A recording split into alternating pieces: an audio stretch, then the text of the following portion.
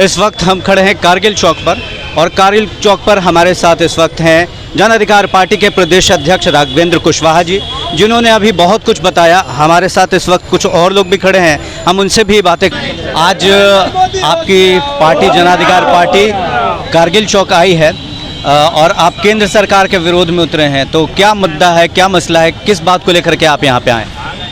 देखिए, पिछले दिनों भारत सरकार ने एक फैसला लिया कि देश की उन तमाम राष्ट्रीय संपत्तियों को जो फ़ायदे में है या जिससे हम कुछ कम फ़ायदा कमा रहे हैं उसको बेच दे, उसको मौद्रीकरण कर दे, उसको ठेका पर दे दे, उसको लीज पर दे दे, उसको कॉन्ट्रैक्ट पर दे दे। यह देश की संपत्ति के साथ एक भद्दा मजाक है। आप संविधान विरोधी हरकत कर रहे हैं, आप जन विरोधी हरकत कर रहे हैं। प्रधानमंत्री के इस फैसले के खिलाफ में जन अधिकार पार्टी ने पिछले दिनों भी प्रधानमंत्री नरेंद्र मोदी का हम लोगों ने पुतला फूंका था और आज हम लोग बिहार के सभी जिला मुख्यालयों पर कलेक्टर के माध्यम से एक ज्ञापन सौंपे हैं महामहिम राष्ट्रपति के नाम, जो गुहार लगाई गई है महामहिम से कि भारत सरकार के इस फैसले को अविलंब रद्द करने की आप कृपा करें, नहीं तो जन अधिकार पार्टी पूरे बिहार में इन मुद्दों को लेकर के उग्र आंदोलन करेगी। हम प्रधानमंत्री के इस रवैये को उस नालायक औलाद की तरह मानते हैं जो अपने बाप दादों की संपत्ति को औने पौने दाम में बेचकर अय्यासी करते हैं। देश के गरीब जनता की वर्षों की गाढ़ी कमाई से जो अर्जित टैक्स होता है उससे राष्ट्रीय संपत्ति का निर्माण होता है और उस संपत्ति को कोई भी प्रधानमंत्री को ये नैतिक दायित्व तो नहीं बनता है कि आप बड़े बड़े पूंजीपतियों के हाथ में आप बेच दे या उसको ठेका पर दे दे या उसको कॉन्ट्रैक्ट पर दे दे। यह देश की संपत्ति नहीं बल्कि संविधान के साथ ये भद्दा मजाक है, ये संविधान विरोधी हरकत है, ये जन विरोधी हरकत है।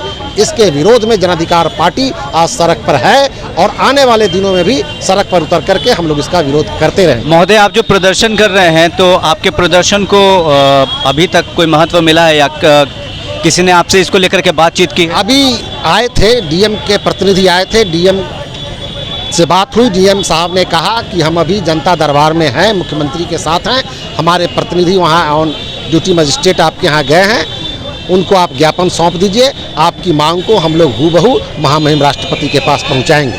अच्छा, आपने ये जो विरोध किया या पत्राचार के जरिए भी आपने अपनी बात रखी है केंद्र तक, तो वहाँ से क्या जवाब आया? अभी पत्राचार के माध्यम से हम लोगों ने कोई जवाब तलब नहीं किया है, हमने ज्ञापन सौंपा है।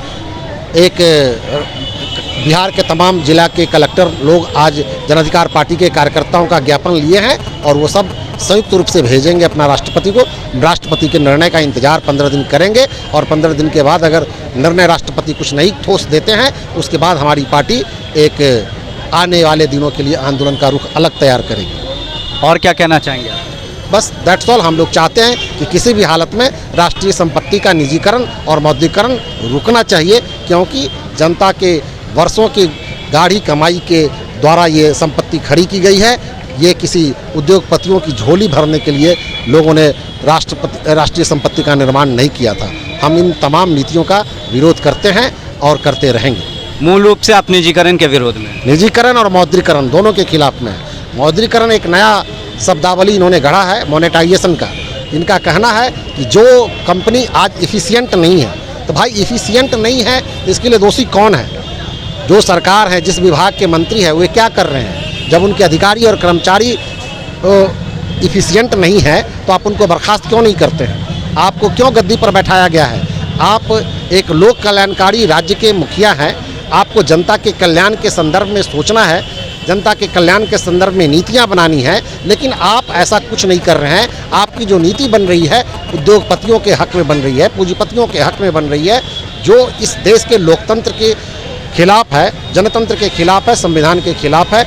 हमारी जो लड़ाई है इसी बिंदु पर करेंगे। महोदय, अपना नाम बताएं। जी, सचिदानंद यादव, जिलाध्यक्ष पटना। सचिदा जी, आप ये बताएं कि आज आप लोग यहाँ किस उद्देश्य से आए हैं और आपकी क्या क्या मांगे हैं? देखिए, हमारे पार्टी के माननीय आदरणीय प्रदेश अध्यक्ष जी आप लोगों के बीच बहुत सारी चीज़ें जो है बता चुके हैं। आज स्थिति ऐसी है कि जो हमारी देश की संपत्ति, जिसको हम लोग पहले जो सरकारीकरण में डालते थे और आज जो है पूंजीपतियों के हाथों पौने तौने दाम में जो है बेचा जा रहा है, तो जो आदमी सरकारी से अपनी संपत्ति को रक्षा नहीं कर सकता, जिसको अच्छे से उस विकास नहीं कर सकता, मुझे तो समझ में नहीं आता है कि मोदी जी कैसे प्रधानमंत्री हैं, जो पहले जो अपने आप को बोले थे कि मैं देश बिकने नहीं दूंगा, मैं देश झुकने नहीं दूंगा,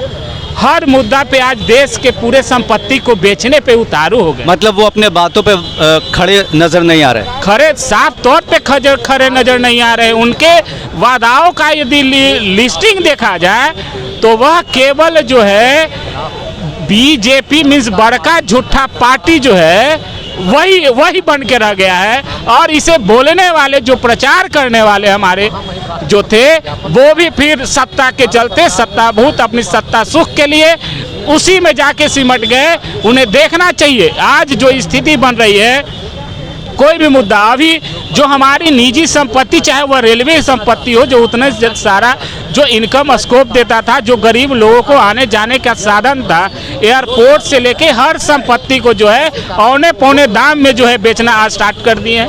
यह कैसी राजनीति है? यह कैसे आपका कहाँ गया वो वादा कि देश में बेचने नहीं दूंगा, देश को मैं झुकने नहीं दूंगा? आप तो हर तरफ से झुकाए हुए चल रहे हैं। तो हम लोगों ने आज डीएम के माध्यम से महामहिम अपने माननीय आदरणीय राष्ट्रपति महोदय के यहाँ पत्राचार किए हैं कि वह जो है इस मौद्रीकरण के खिलाफ, निजीकरण के खिलाफ इसे पर जो है अंकुश लगाने का कार्य करे, नहीं तो जन अधिकार पार्टी जो है फिर एकत्र होकर के और इससे ज़्यादा उग्र प्रदर्शन करने का काम। तो आपको ऐसा लगता है कि आपने ये जो पत्राचार किया है उसको लेकर के आपकी बातों को माना जाएगा या सुना जाएगा? हमारा जो सही चीज़ है, हमारा जो दायित्व बनता है, हर जनता का यह जो दायित्व बनता है कि वह अपने बातों को संवैधानिक रूप से अपने पत्राचार के माध्यम से वह रखे। यदि नहीं करेंगे तो हम तो बोल ही दिए कि इसके विरोध में जो है फिर उग्र आंदोलन करेंगे। तो हम लोग प्रयास करते हैं कि कहीं उनके विचार भगवान उन्हें कुछ सुबुद्धि दे ताकि उन्हें विचार उत्पन्न हो और जो सरकारी संपत्ति है उसे निजीकरण के हाथों में वह न बेचें। चलिए, तो जैसा कि आपने सुना, अभी जन अधिकार पार्टी के जितने भी कार्यकर्ता हैं काफ़ी ज़्यादा उग्र हैं और उग्र प्रदर्शन करने की बात कह रहे हैं। आपको बता दें कि इनका निजीकरण को लेकर और मौद्रीकरण को लेकर के विरोध है केंद्र सरकार से। इनका कहना है कि ये बिल्कुल ही गलत है और जो देश की जनता है उसकी गाढ़ी कमाई को बेजा बर्बाद किया जा रहा है, उसका दुरुपयोग किया जा रहा है। इस पर रोक लगाने, इस पर अंकुश लगाने की बात जन अधिकार पार्टी के लोग कह रहे हैं।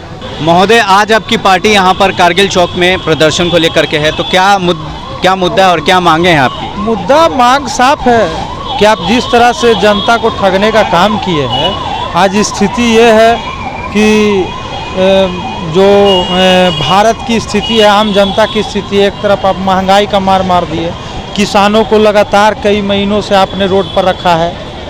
महिलाओं को लेके बहुत तरह के माने इशू है। महंगाई जिस तरह से बढ़ चुकी है, तमाम सामान पर, तमाम वस्तुओं पर दाम बढ़ गया। डीजल पेट्रोल बढ़ने से तो ट्रांसपोर्टिंग बढ़ता है, बट रेट बढ़ता है तो आम वस्तुओं पर भी दाम बढ़ जाता है।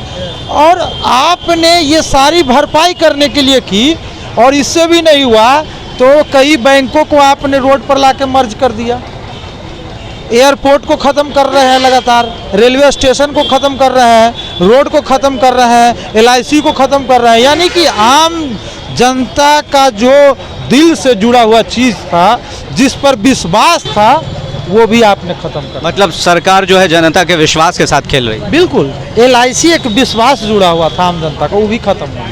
अब लगता है कि LIC भी डूब सकता है। मतलब निजीकरण होने से अब आपका भरोसा कम हो गया? अब खत्म हो गया सर, कुछ नहीं बचा। युवाओं को तो आपने ठग के रोड पर ला ही दिया।